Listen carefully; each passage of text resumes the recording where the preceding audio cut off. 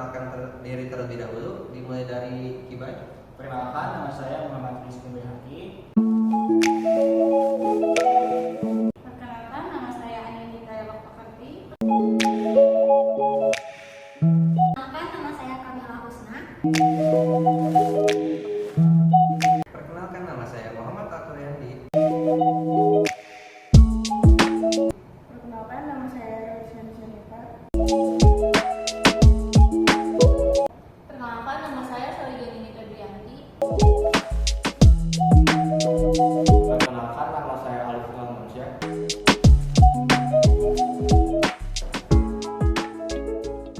Lalu kita akan masuk ke materi pertemuan ke-15, yaitu konsep laporan keuangan sektor publik. Organisasi sektor publik dituntut untuk dapat menghasilkan laporan keuangan eksternal yang terdiri atas laporan keuangan formal seperti laporan rugi laba, laporan realisasi anggaran, laporan aliran kas, neraca, laporan surplus atau defisit, serta laporan kinerja dalam ukuran finansial dan non-finansial.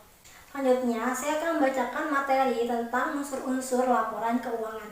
Untuk yang pertama, itu adalah laporan posisi keuangan atau neraca pada akhir periode pelaporan.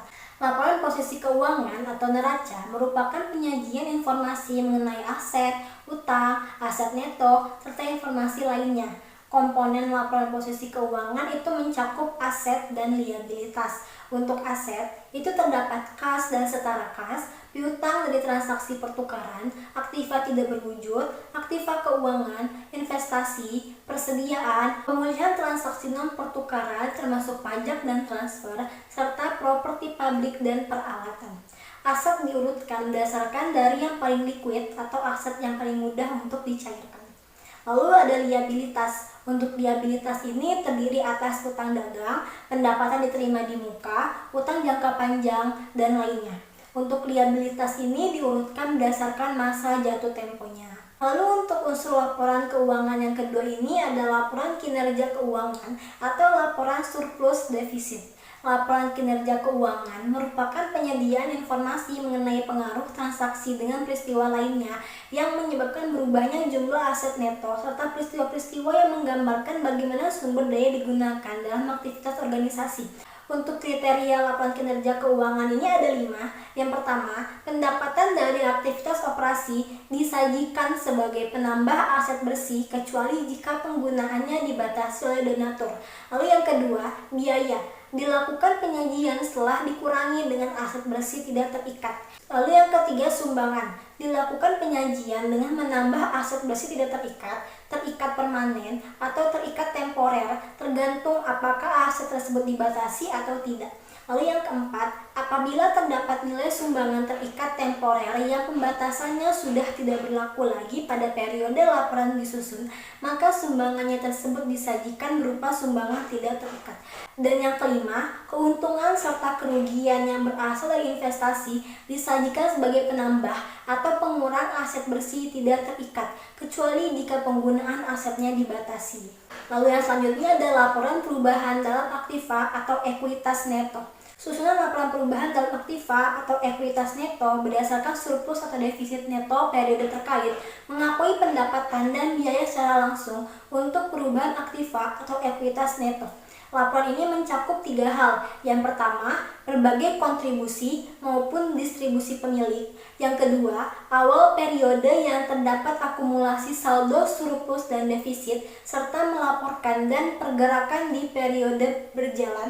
Yang ketiga, pengungkapan komponen aset atau ekuitas neto secara terpisah dan rekonsiliasi antara nilai tercatat setiap komponen aset atau ekuitas neto pada awal dan akhir periode yang mengungkapkan setiap perubahan. Lalu, unsur laporan keuangan yang keempat itu adalah laporan arus kas. Laporan arus kas berfungsi untuk memberikan informasi tentang penerimaan dan pengeluaran kas pada suatu periode tertentu. Mencakup 3 sumber aliran kas. Yang pertama itu berasal dari operasi. Arus kas yang berasal dari kegiatan operasi biasanya berasal dari pendapatan jasa, sumbangan, serta adanya perubahan pada aset neto dan kewajiban jangka pendek yang mempengaruhi nilai kas. Lalu yang kedua itu ada investasi. Arus kas yang berasal dari kegiatan investasi biasanya berasal dari berubahnya aset tetap yang berakibat pada berubahnya nilai kas, seperti penjualan tanah, pembelian peralatan, dan sejenisnya. Lalu sumber yang ketiga itu ada pendanaan. Arus kas yang berasal dari aktivitas pendanaan biasanya berasal dari penerimaan kas yang bersumber dari donatur, namun penggunaannya terbatas untuk jangka panjang dan peningkatan dana abadi. Baik, selanjutnya yaitu catatan atas laporan keuangan. Kebijakan atas akuntansi serta catatan laporan harus terdiri atas informasi disajikan mengenai laporan keuangan, kebijakan akuntansi, serta penerapannya ke transaksi dan peristiwa. Pencatatan yang tidak dicatat di laporan posisi keuangan diantaranya laporan kinerja keuangan, laporan arus kas, laporan perubahan aktiva atau ekuitas neto, informasi yang sesuai dengan standar akuntansi keuangan sektor publik. Persyaratan penyajian yang wajar perlu diimplementasikan meskipun informasi yang disajikan tidak ada di laporan keuangan sektor publik dan sektor swasta.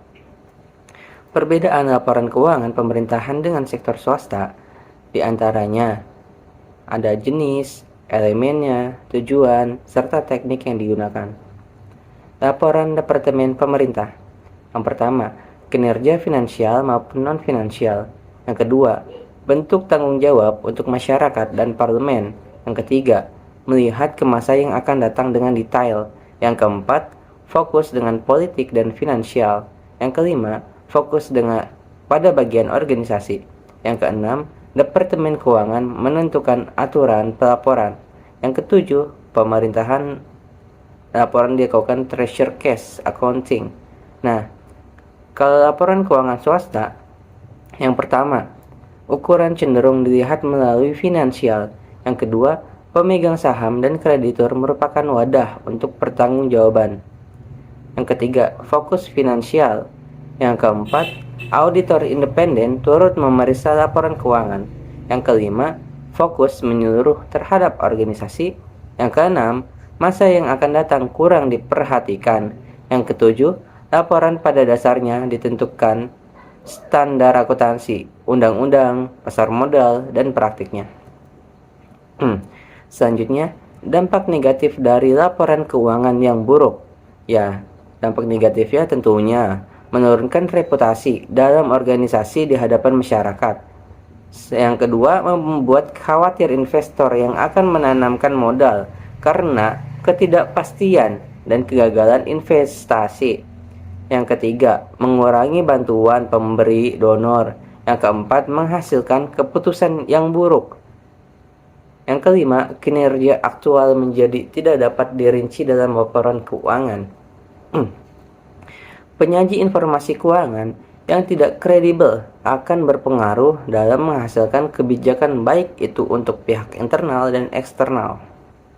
Nah, selanjutnya yaitu siklus akuntansi keuangan sektor publik. Pasti dong yang pertama itu transaksi. Transaksi itu data, bukti maupun dokumen pendukung kegiatan perlu untuk pencatatan. Karena kegiatan ini mampu mengubah posisi keuangan suatu entitas dan pencatatannya. Nah, selanjutnya yaitu dianalisis. Dianalisis bukti transaksi akuntansi. Bukti pendukung tentang informasi perlu ada untuk setiap transaksi. Hal berguna untuk analisis dasar pencatatan. Nah, setelah dianalisis yaitu ditulis ke buku jurnal. Buku jurnal bendahara kerap mencatat data transaksi dengan jurnal, yaitu jurnal umum, jurnal penerimaan kas, dan jurnal pengeluaran kas. Setelah dicatat di buku jurnal yaitu selanjutnya pengikhtisaran data yang diposting. Posting di sini diklasifikasikan sesuai dengan nama akun yang tertera pada buku besar dan selanjutnya catatan dan laporan. Klasifikasi dan pencatatan transaksi dilakukan di buku besar selama periode akuntansi berikutnya sampai laporan keuangan menuju pihak yang berkepentingan. Nah, selanjutnya yaitu teknik laporan keuangan sektor publik. Tekniknya ada yang pertama, tahap pencatatan dan penggolongan, yaitu mencatat dan menggolongkan ialah identifikasi serta mengukur berbagai transaksi di buku jurnal. Jurnal dalam hal ini, media mencatat transaksi kronologi urutan waktu. Tahap yang kedua yaitu tahap pengikhtisaran. Pencatatan transaksi akan diklasifikasikan hingga dibukukan ke rekening buku besar dalam periode berjalan. Buku besar umum berfungsi untuk mengumpulkan data transaksi, lalu mengkelompokkannya untuk validasi dan proses penyesuaian laporan keuangan. Dan tahap yang ketiga yaitu tahap pelaporan. Data akuntansi dari rekening buku besar merupakan isi laporan keuangan. Terdapat dua sistem pencatatan akuntansi, yakni double bookkeeping entry dan single bookkeeping entry. Pilihan sistem pencatatan pada dasarnya disesuaikan dengan karakter identitas. Kompleksitas entitas akan menentukan tahap laporan. Pergi ke taman di akhir pekan. Cakep. Ke taman yang bareng Bu Asih. Cakep. Cukup sekian kami ucapkan. Mohon maaf dan terima kasih. Wassalamualaikum warahmatullahi wabarakatuh.